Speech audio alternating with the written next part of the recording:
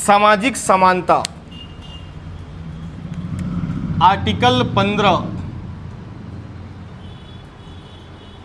सामाजिक समानता,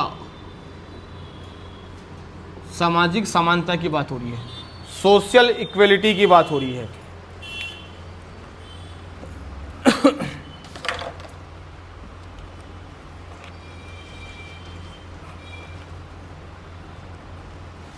देखो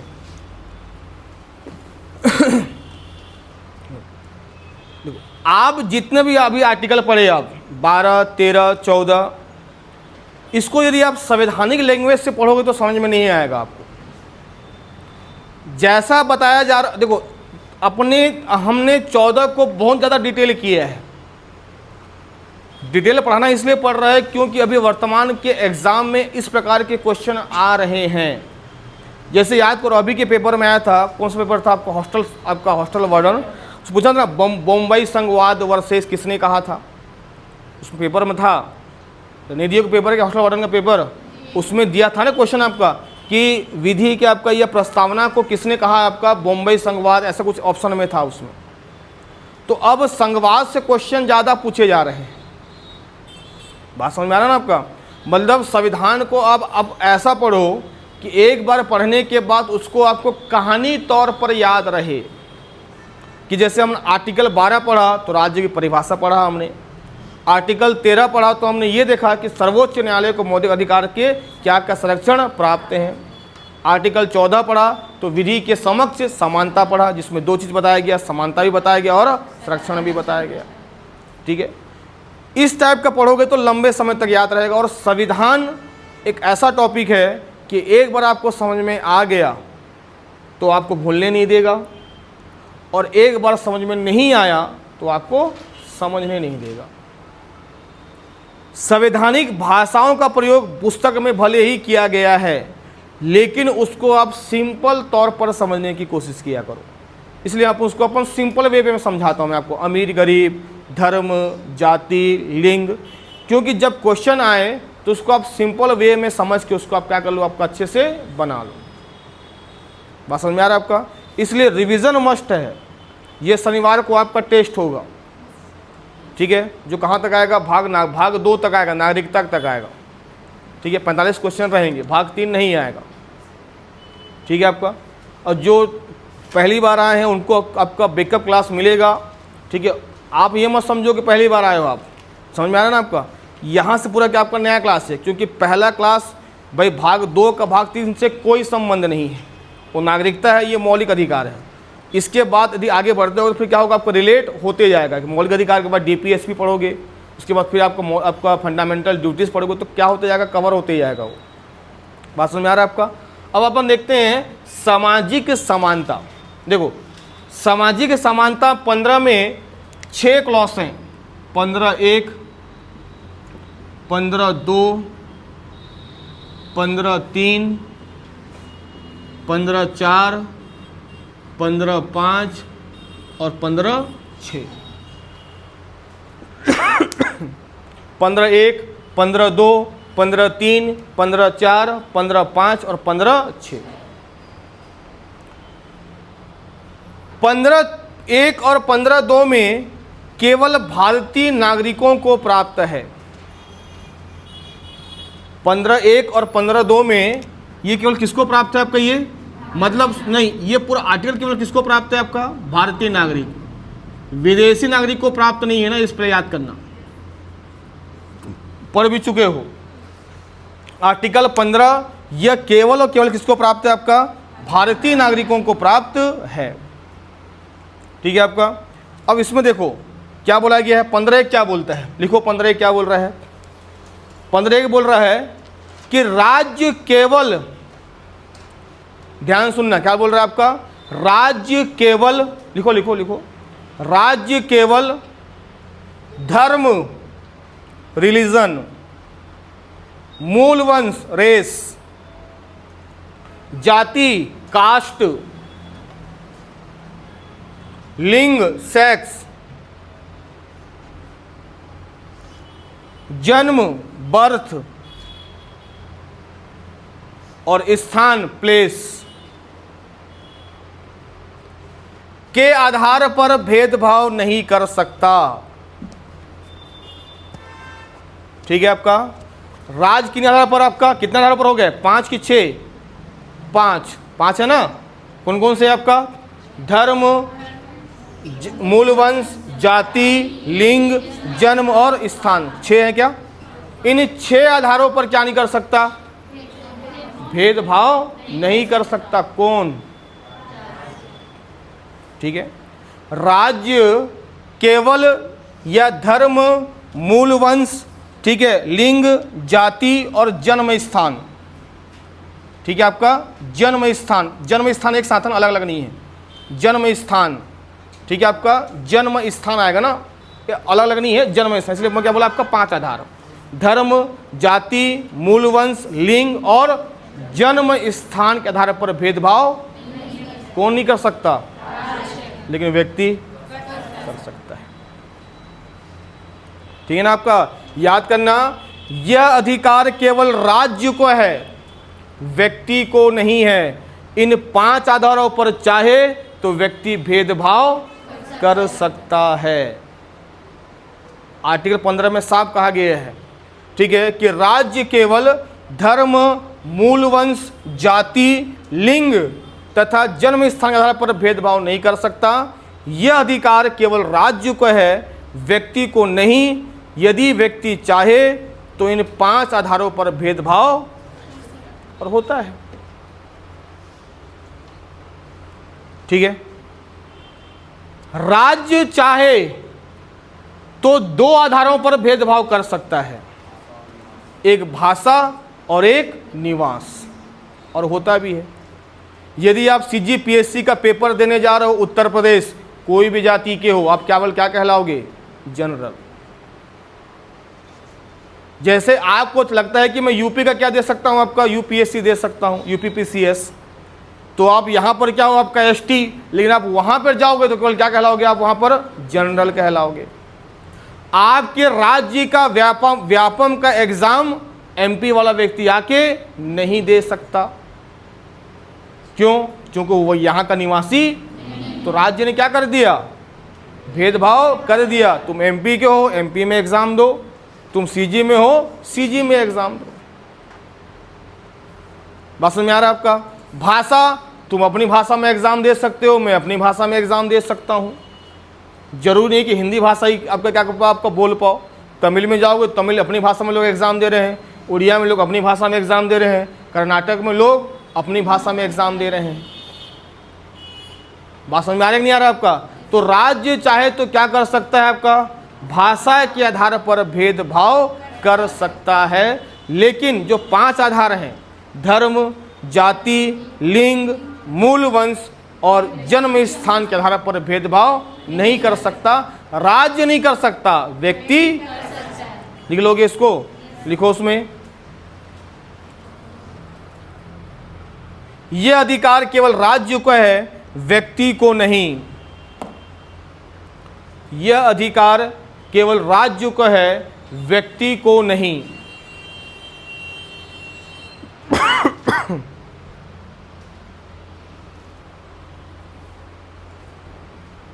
ठीक है। राज्य इन 5 आधारों को छोड़कर, राज्य इस 5 आधारों को छोड़कर बाकी सब में भेदभाव कर सकता है। जैसे भाषा और निवास, जैसे कौन सा आपका, भाषा और निवास बन जाएगा।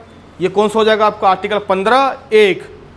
15(1) में क्या बोल रहा है कि राज्य केवल धर्म, जाति, मूल वंश और लिंग, जोर से बोलो ना, जन्म स्थान के आधार पर भेदभाव कौन नहीं कर सकता, व्यक्ति।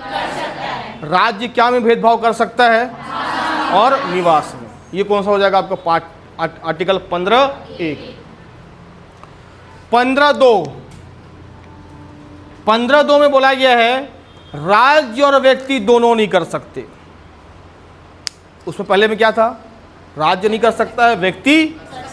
लेकिन अब दूसरे में क्या बोल रहा है, न राज्य कर सकता है न व्यक्ति कर सकता है। दोनों में आपको प्रोविडेड है, न राज्य कर सकता है न व्यक्ति कर सकता है। लिखो क्या बोल रहा है। उपरोक्त 5 आधारों पर जो लिखे ऊपर 5, वही कौन कौन से?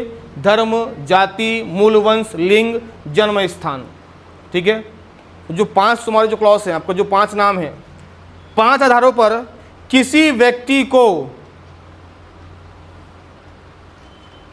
सामाजिक व्यवहार, सोशल बिहेवियर, सामाजिक व्यवहार लिख लो। एग्जाम्पल में होटल, भोजनालय, मनोरंजन स्थल, होटल, मनोरंजन, सार्वजनिक स्थल, सॉरी क्या लिखिए आपका, होटल, मनोरंजन और भोजनालय। ठीक है, वह सार्वजनिक स्थल में सोशल प्लेस, वह सार्वजनिक स्थलों में सोशल प्लेस जैसे पार्क, झील, सड़क, तालाब, पार्क, झील, सड़क, तालाब, मंदिर, मस्जिद, चर्च, जो भी है, में प्रवेश करने से नहीं रोका जाएगा, में प्रवेश करने से रोका नहीं जाएगा। बात समझ में आ रहा है क्या? ना तो ऐसा कोई व्यक्ति कर सकता है, ना तो ऐसा कोई राज्य कर सकता है। भाई तुमको जाना है कि मैं कहाँ जाऊँगा, आपका मैं जाऊँगा अजमेर का दरगाह शरीफ जाऊँगा, तो बोले जाओ, चाहे हिंदू हो चाहे मुस्लिम ही हो। कोई मुस्लिम बोलेगा कि मैं केरल का कौन सा मंदिर जाऊँगा, आपका देखा जाएगा पद्मनाभ स्वामी का मंदिर जाऊँगा, तो जाओ, कोई दिक्कत नहीं है। कोई रोक देगा, जैसे इसके ऊपर एक केस भी हुआ था, याद करो, कि महिलाओं को केरल के सबरीमाला मंदिर में प्रवेश करने के लिए रोक दिया गया। तो वहाँ की महिलाओं ने हाई कोर्ट पर केस कर दिया कि जब आर्टिकल 15 में ये कहा गया है कि लिंग के आधार पर किसी को भेदभाव नहीं किया जाएगा, तो महिलाओं को क्यों प्रवेश देने नहीं दे रहे हो? ठीक है, तो सुप्रीम कोर्ट ने बात माना, हाई कोर्ट ने, और क्या कर दिया, आपको महिला आज भी प्रवेश कर रही है सबरीमाला मंदिर में। ठीक है आपका। तो सोशल बिहेवियर और सोशल प्लेस, सार्वजनिक व्यवहार, कोई होटल हो रहा है, कोई शादी ब्याह हो रहा है, कोई मनोरंजन हो रहा है, बोलोगे ये कि जैसे पीवीआर, बोलोगे नहीं ब्राह्मणों के लिए अलग पीवीआर, क्षत्रिय के लिए अलग, आपको शूद्र के लिए अलग, नहीं, वहाँ पर कोई भी जा सकते हैं।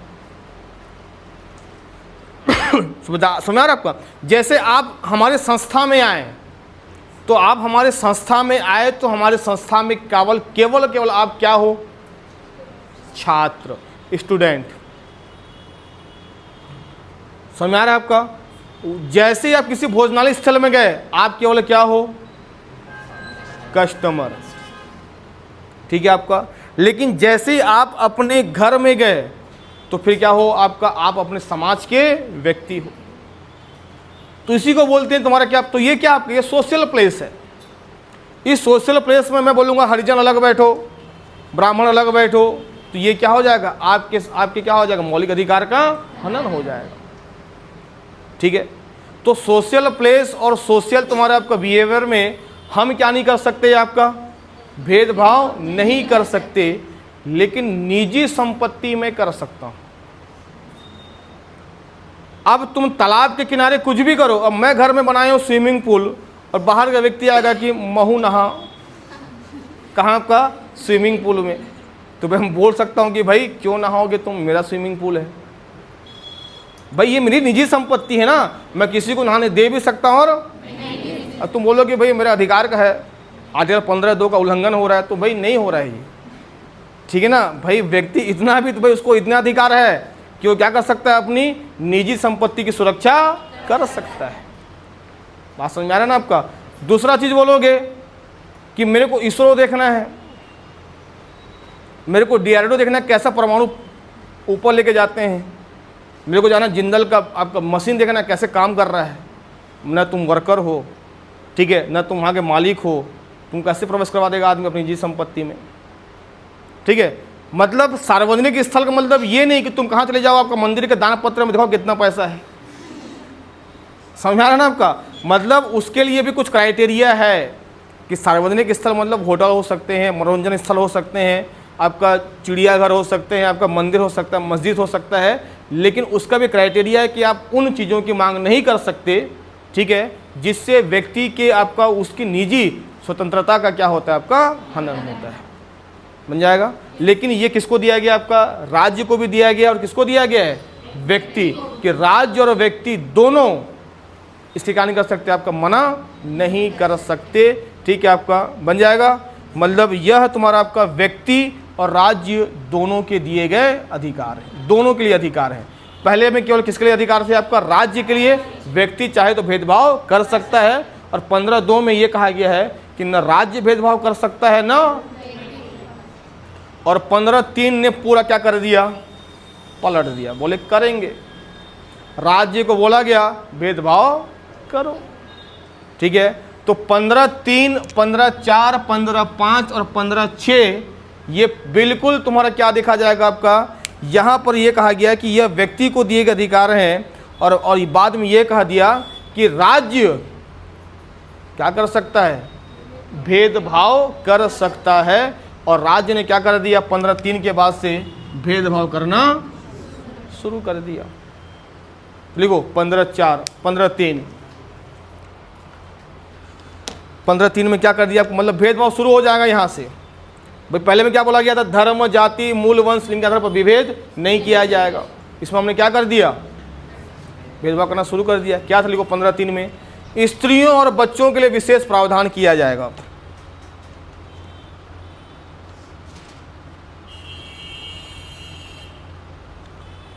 महिलाओं और बच्चों के लिए क्या किया जाएगा, आपका विशेष प्रावधान किया जाएगा, ठीक है। वही आपका जो कहानी बताया था मैं आपको इसके पहले, ठीक है। आपका स्ट्रेसी बनाम भारत संघवाद, ये केरल के कर्मचारी थे, रेलवे कर्मचारी, इनको छुट्टी चाहिए था। नाम क्या था आपका, स्ट्रेसी वर्सेस भारत संघवाद, ठीक है। इसने कहा जब किसी व्यक्ति को लिंग के आधार पर, सेक्स के आधार पर विभेद नहीं किया जाएगा, तो भाई मैं छुट्टी लेना चाहता हूँ, मुझे छुट्टी दो। उसने छुट्टी नहीं दिया, उसके सीनियर कर्मचारी ने महिलाओं को छुट्टी दे दिया। तो बताया गया कि 15(3) में कि महिलाएं और बच्चों के लिए हम विशेष प्रावधान कर सकते हैं, क्योंकि प्राचीन काल से ही, ठीक है, इनका तुम्हारा क्या हो रहा है, आपका शोषण होते आया है, और इनके लिए यदि अपन थोड़ा सा चेंजेस कर दें तो ये आर्टिकल 15 का उल्लंघन। तो हमने क्या कर दिया, आपका महिलाओं और बच्चों के लिए क्या आपका विशेष प्रावधान लिखो। इसके तहत महिलाओं को प्रसूति अवकाश, प्रेगनेंसी लीव, या उसको बोलते हैं क्या, आपका प्रसूति अवकाश दिया जाता है,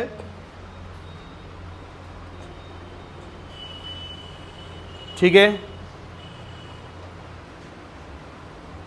स्त्रियों और बच्चों के लिए विशेष योजनाओं का निर्माण करती है, स्त्रियों और बच्चों के लिए विशेष योजनाओं का निर्माण करती हैं,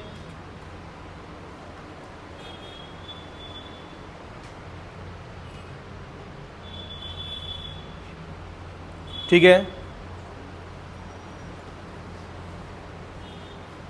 ठीक है। नेक्स्ट, संसद ने महिलाओं के विशेष संरक्षण के लिए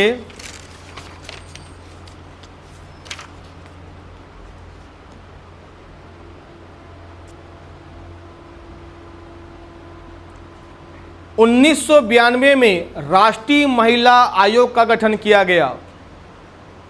1992 में राष्ट्रीय महिला आयोग का गठन किया गया,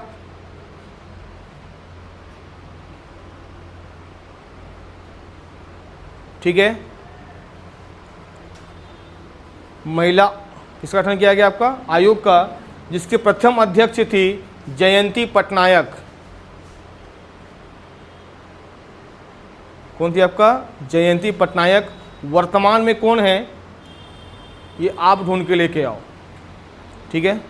प्रथम कौन थी, आपका जयंती पटनायक। वर्तमान में कौन है, एक बार आप ढूंढो उसको, ठीक है ना। ठीक है। तो हमने ये क्या कर दिया भाई, देखो भाई, तो 15-3 में क्या शुरू हो गया, भेदभाव शुरू हो गया। तो समझ में आ रहा है कि नहीं आ रहा है? तो 15-1 क्या बोल रहा है, 15-2 क्या बोल रहा है, 15-3 क्या बोल रहा है। तो 15-3 में हमने क्या कर दिया आपका, महिलाओं और बच्चों को हमने क्या कर दिया, विशेष प्रावधान। और विशेष प्रावधान के तहत यदि इनको थोड़ा सा आपका क्या दिया जा रहा है, आपका संरक्षण दिया जा रहा है, तो ये आर्टिकल 15 का उल्लंघन। 15(4) लिखो। अब देखो उसमें ST/SC जातियों के लिए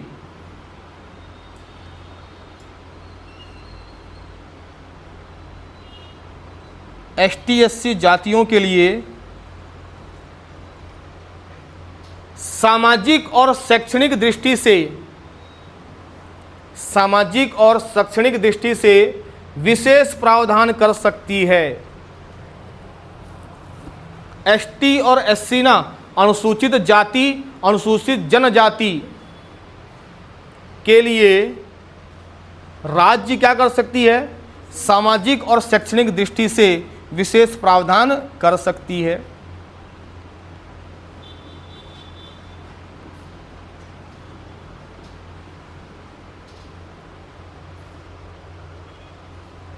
ठीक है आपका।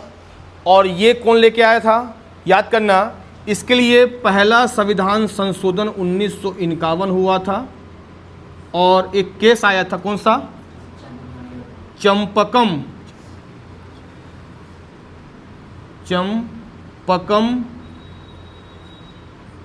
दोराई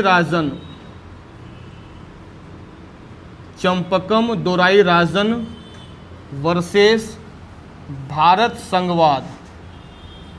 इनकी बातों को सुनकर हमने क्या ला दिया, आपका ST/SC के लिए शैक्षणिक व सामाजिक दृष्टि से क्या कर सकता है, आपका विशेष प्रावधान। ठीक है, याद करना ये मद्रास से था। कहाँ से था आपका, मद्रास से। ठीक है ना आपका। मद्रास में क्या हुआ था कि चंपकम नाम के एक व्यक्ति थे, ये आपका मद्रास के किसी मेडिकल कॉलेज में क्या लेने थे, आपका दाखिला लेने गए थे।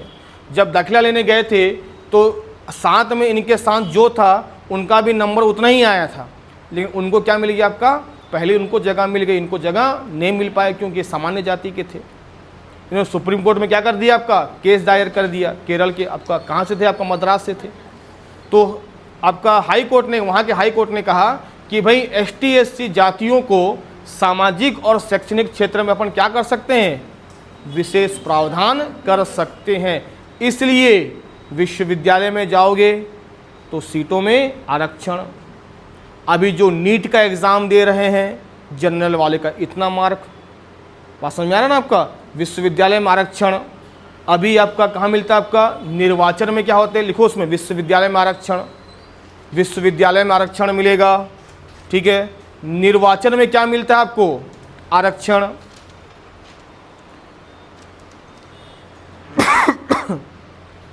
विश्वविद्यालय की सीटों में होता है ना आरक्षण, इतना सीट SC के लिए, इतना सीट OBC के लिए, ठीक है ना आपका। निर्वाचन में भी क्या मिलता है आपको, आरक्षण।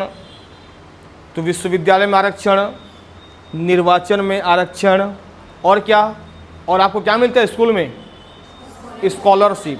क्या मिलता है आपका, स्कॉलरशिप। किसके तहत मिलता है आपका, 15(4) के तहत, ठीक है ना।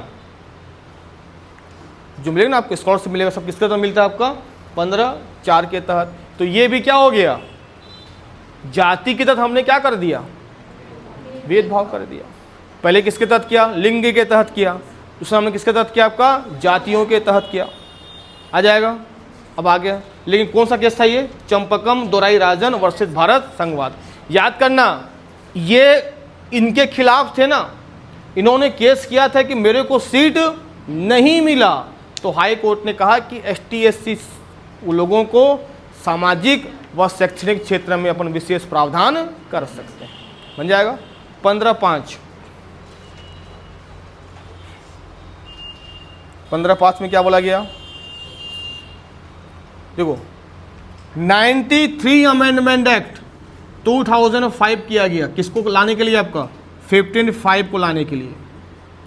15(5) को लाने के लिए 93 अमेंडमेंट एक्ट 2005 किया गया।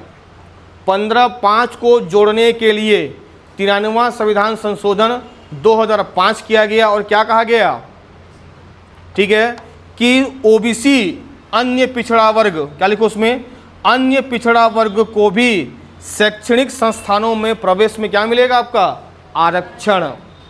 ठीक है, अन्य पिछड़ा वर्ग को 93वां संविधान संशोधन 2005 में यह कहा गया कि ओबीसी के लिए शैक्षणिक संस्थानों में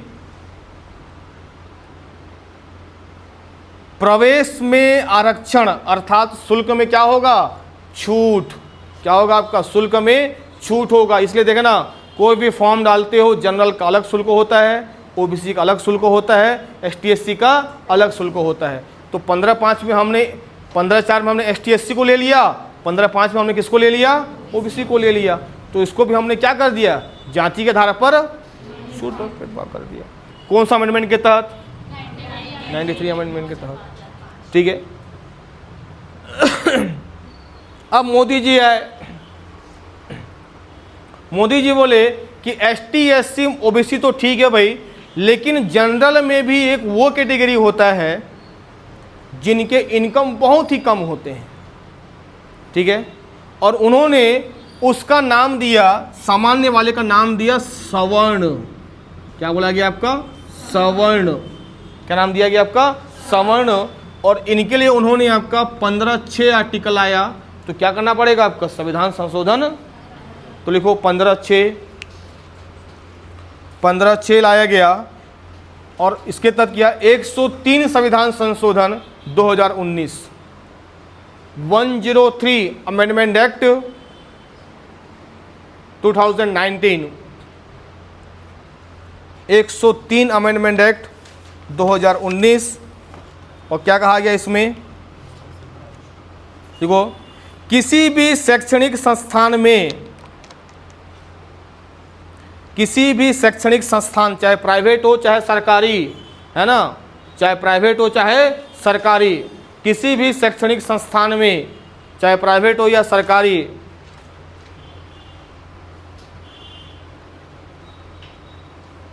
में आर्थिक दृष्टि से पिछड़े, आर्थिक दृष्टि से, याद करना, केवल किससे, आय से, है ना, आर्थिक दृष्टि से पिछड़े सवर्ण लोगों को, सवर्ण लोगों को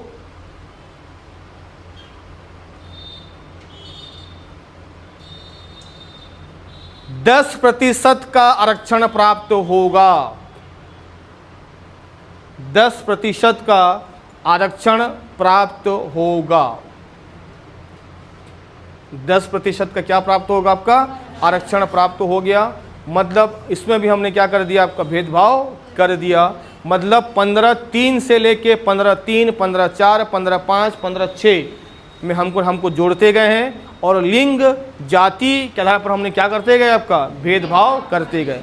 जबकि 15/1 और 15/2 में क्या बोला गया है, भेदभाव नहीं किया जाएगा। 15/1 में बोला गया है कि राज्य को किसी भी व्यक्ति को धर्म, जाति, लिंग, मूल, वंश और जन्म स्थान के आधार पर भेदभाव नहीं किया जाएगा।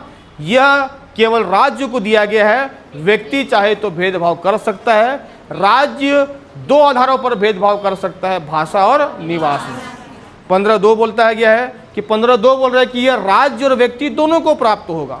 राज्य और व्यक्ति दोनों किसी भी व्यक्ति को सार्वजनिक स्थल और सार्वजनिक व्यवहार में भेदभाव नहीं कर सकता, निजी संपत्ति में कर सकता है, निजी संपत्ति में कर सकता है। और ऐसे स्थल जो आपका देखा जाएगा, तुम्हारा आपका जो आपका स्थल जो केंद्र सरकार के अधीन हो, जैसे रिजर्व फॉरेस्ट है, आप बोलोगे मैं घूमने जाऊंगा, नहीं हो सकता। DRDO है, मैं घूमने जाऊंगा, नहीं हो सकता, क्योंकि यह तुम्हारा आपका देखा जाएगा आपका एक अलग स्थल है जिसको सरकार ने कंजर्व किया है।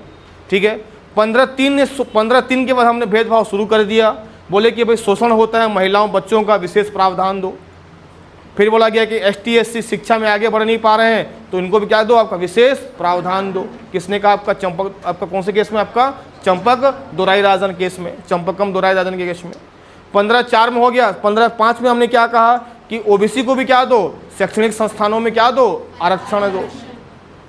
समझ में आ रहा है आपका, कौन सा आपका 93 अमेंडमेंट 2005। और उसके बाद 2019 में 103 संविधान संशोधन तो 19 किया गया और ये कहा गया कि सवर्णों को भी क्या दो आप 10% का आरक्षण दो। और इस तरीके से आपका इतने को आरक्षण दोगे तो सामाजिक समानता का भेदभाव नहीं कहा जाएगा। ठीक है, ये आर्टिकल 14 और ये आर्टिकल 15। जैसा पढ़ा रहा हूँ कॉपी में नोट्स वैसा ही बनाइए। आपके नोट्स से बाहर से आपका क्वेश्चन नहीं पूछा जाएगा, ये विश्वास करके पढ़िए और नोट्स को इतने अच्छे से बनाइए कि जब तक आपको नोट्स रहे तब तक आप उसको देखो तो एक बार में क्या हो जाए, आपका याद हो जाए। कल पढ़ेंगे अपन आर्टिकल 17, 16 और 17। 16 बहुत बड़ा है, कल 16 ही पढ़ेंगे। ठीक है, चलो।